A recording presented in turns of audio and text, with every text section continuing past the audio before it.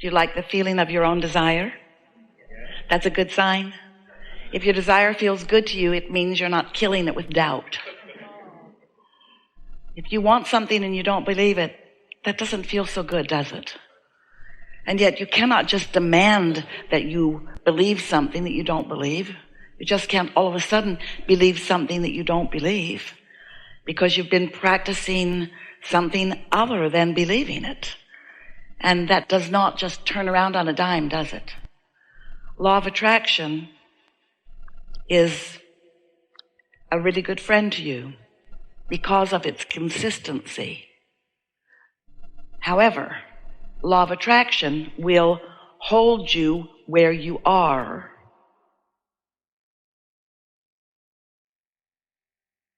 We've enjoyed this interaction immensely. So there's no hope. That is to say that what you've been thinking is most likely what you will continue to think. Because what you've been thinking has caused you to have a point of attraction that is manifesting in your experience. So now you're observing the results of what you've been thinking. That's why you believe it. In the beginning, Esther said to us, "But Abraham, it's true." And we said, there are a lot of things that you want that are true, and there are a lot of things that you don't want that are true. But you can focus yourself into more attention to wanted and less attention to unwanted. And so it seems logical that the things that you don't want, just stop thinking about them. But law of attraction sort of insists that you continue that thought, doesn't it? When you say, I'm not going to think that anymore, I'm not going to think about that anymore, you're doing it right then. You're thinking about what you're not going to think about. And the more you push against it in this attraction-based universe, the more you call it to you, because there's no such thing as no in an attraction-based universe. When you say yes to something wanted, you call it to you. And when you say no to something not wanted, you call it to you. Because your words are not the defining factor. Your attention to the subject is. So it's helpful if you figure out how, when you think about it, it feels. Because when you focus upon something that feels good while you focus upon it, then that means that the larger part of you is positively focused upon it also.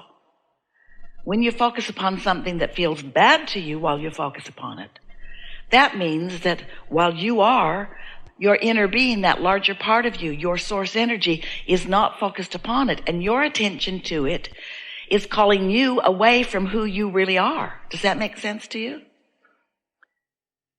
You were source energy before you came into this body, and the larger part of you still is. And as you are here in this physical body, you are doing just what you said you would do. You're exploring. You're coming to awarenesses and conclusions about what matters to you. And as you know what you don't want, and you therefore know what you do want, you're launching these rockets of desires. And those rockets of desires are becoming your vibrational reality. In other words, your inner being focuses upon each new thing that you identify as preferred. So you are constantly becoming more in a vibrational sense. And that's annoying to physical beings like you who want to see it and hear it and smell it and taste it and touch it. Your reality is more than just what you're thinking about. Your reality is more than just what you're feeling about what you're thinking.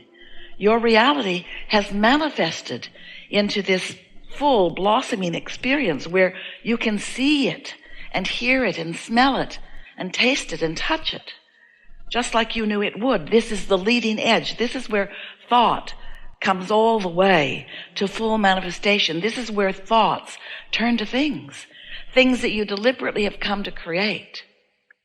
But when you become so much more aware, or better said, only aware of what you can interpret through your physical senses, and you don't pay too much attention to what you're feeling, then what happens is you begin to create based upon what you are observing, rather than upon what you prefer.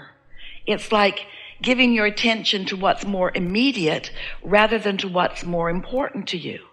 It's like the squeaking wheel getting all of your attention instead of what you really want to blossom and grow getting your attention. And so what we're really talking about here as we are addressing this body of powerful creators is about being a deliberate creator rather than a creator by default, which means a focused creator rather than one who just is observing what's going on around you. Of course you want to manifest. We want that for you too, because this manifested environment is the furthest, most leading edge of all that all of us are about. So it is a wonderful thing when your thoughts do turn to these things and these experiences are filled out through the physical tactile experience. But it's important that you understand that what has already manifested, the things that you can see and hear and smell and taste and touch, that really is, in terms of creation, past tense, because that creation has already happened. And as you observe the creation that has already happened, you set forth more creation. In other words, it's the active thought that is doing the now creating. Does that make sense to you? So whether it is the active thought about what you're observing in your now, or the active thought about what happened before, or the active thought about what is on its way to you. The active thought is what equals your vibrational output. And your vibrational output is what law of attraction is responding to. So the most important thing about what all that means to you is that if you spend most of your time observing what is, you lock yourself in to only what is. You don't make vibrational room for what's still coming. If you're noticing that you don't have enough money, and that's an easy thing if you don't have enough money to continue to notice, because your money ties into so many aspects of your life, doesn't it? So if you're observing what is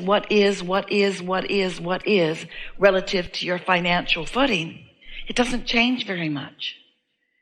When you observe what is, then you just keep recreating what is. So if you feel like there isn't enough of something, and that's what you give the majority of your attention to, then not enough is what continues to be your experience.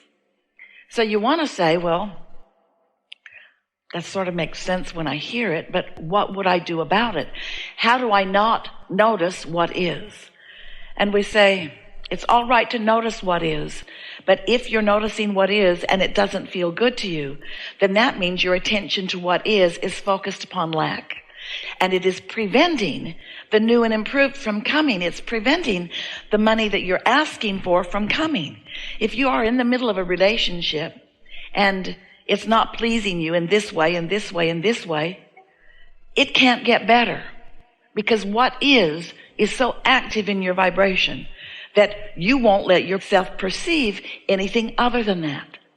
So you've got to find some way of letting loose a bit, a lot, letting loose from your observation and verbalization and, in many cases, justification and rationalization and defense of what is, and focus more upon what you want. Have you ever had the experience, we know you have, but we want you to focus on it briefly here. Have you ever had the experience of visiting with someone, a friend, a former friend, a friend? You're not sure. And you have a disagreement about something. And you're really sure about your position, and your friend is really sure about their position. And so as you debate this issue, as you talk about it, the more you explain what you mean, the more your friend digs in and explains what he or she means. And then the more you dig in and explain what you mean. And there's really no movement. You don't convince your friend, and your friend doesn't convince you, because you're already pretty locked into your belief before you even begin the conversation. You know what we're talking about? Well, in the same way you do that with other people, you're doing that just with you. When you have a desire that you don't believe, your belief argues with your desire. And if that desire is less active than that belief, the belief wins. So you just keep proving to yourself that you can't do that, or that it's too hard, or that you're not in the right place, or that you weren't born under the right star, or. When all along it's just your own argument with yourself. And so whether it's a desire or a belief, they're just thoughts, yes? So when your desire thoughts are new, your belief thoughts about it often are more dominant. So you have to find a way to focus your desire thoughts into stronger placement in your vibrational output. This makes sense, doesn't it? So over time, have you been listening to us for a while? Over time, we've written a lot of books and offered a lot of processes to help you to focus your thought, your self-conversation, more and more in the direction of what you want. Because it's just about the amount of airtime or broadcast time that you give to something. You can't talk about the positive aspects of something and the negative aspects at the same time. And because of law of attraction, you can't really flip-flop too fast about it. When you talk about what you want and you talk about the positive aspects of that, maybe your beliefs will rise up to try to challenge you. But in time, if you give more of your broadcasting time to the positive aspects of something, in time, that will become your dominant point of attraction. It just is. It's interesting, haven't you noticed, that you'll get off on a toot, a sort of negative conversation with yourself about something, and it grows, doesn't it? And pretty soon, you have an impulse to call someone else and talk to them about it. And you know who to call, don't you? You know who to call. You could call someone who won't go there with you, but they're not even on your radar right now. You're going to call the person who will agree with your grudge. And before you know it, you've got something really strong going, a lot of momentum. That's what law of attraction does with thoughts. Law of attraction brings momentum to a thought, and the more momentum that comes, then the more other things that follow. Once you begin thinking about something and momentum ensues, and it doesn't take very long, only about 68 seconds to really get something going, then what happens is you begin getting stronger impulses than just words. You get impulses to go places or to do things. And it works whether you're talking about wanted or unwanted. In other words, it doesn't matter which direction you're focused. Law of attraction is an equal opportunity provider. Law of attraction will bring you more of whatever you're giving your attention to. You get what you think about whether you want it or not. So when we say you get what you think about whether you want it or not, and then we say, and if you're thinking thoughts that are negative, it's not likely that law of attraction will let you give them up, then you might be feeling a little discouraged about now.